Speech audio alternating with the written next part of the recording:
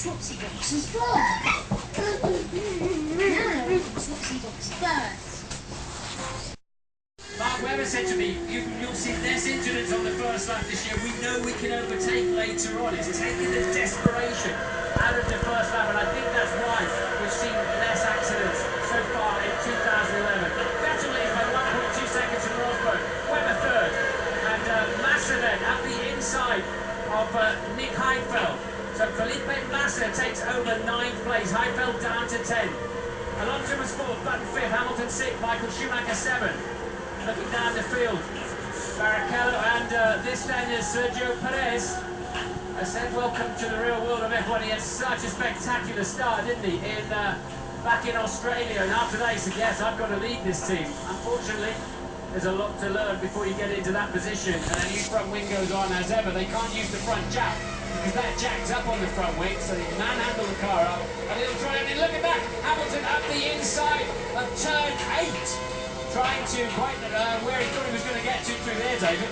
Well, that would have been an incredible move if he pulled it off, but at this stage of the race, it does seem that he's got the Payson Jensen button.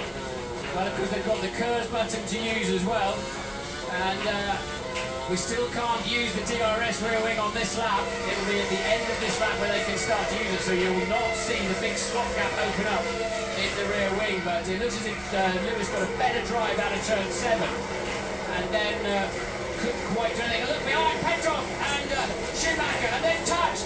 Surely Schumacher's front wing is damaged, and Massa goes through. I don't understand why Michael wouldn't have just given that place up. Well, he has now. He's given them all up. He's in the pit lane. So there it is. Michael Schumacher needs a new front wing. We'll look for a replay on that.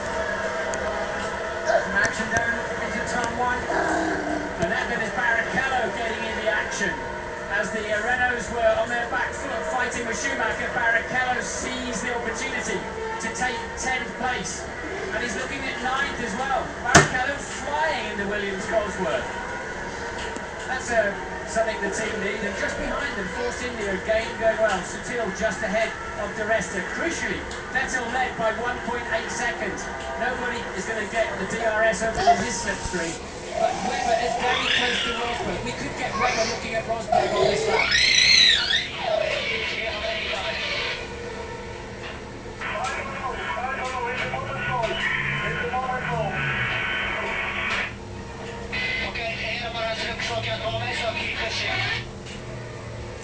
You can't, when you're sitting in that, I mean, the front couple of metres out there, isn't it? You can't see the front of your own car at all. So his only answer could have been, I don't know, I haven't gone off into the barriers yet. They're saying, well, we're seeing the push rod loads, we know that you've, and look at this. So Hamilton then surely has got the DRS open, and that means that he can approach, and Webber did not get past Rosberg, but he is in the zone. You've got to be within 1 second going into turn 9, and then you get the advantage of this drag reduction system all the way up from the beginning of turn 11 through a long straight to turn 12. And Button and Hamilton remain 5th and 6th. I wonder what's going on the pit wall of McLaren. Let's just get a replay. And we can see them.